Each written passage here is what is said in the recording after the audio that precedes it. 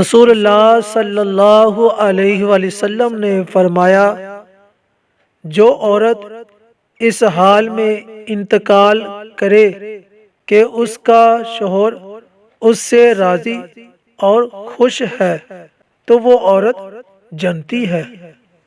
رسول اللہ صلی اللہ علیہ وسلم نے ارشاد فرمایا، میں تمہیں اس آدمی کی پہچان بتاتا ہوں جس پر جہنم کی آگ حرام ہے اور وہ آگ پر حرام ہے۔ یہ وہ آدمی ہے جو نرم و مزاج، نرم و طبیعت ہو اور نرمی سے بات کرنے والا ہو۔ رسول اللہ صلی اللہ علیہ وآلہ وسلم نے ارشاد فرمایا، جنت میں ایسے لوگ داخل ہوں گے جن کے دل چڑیوں کی طرح نرم ہوں گے۔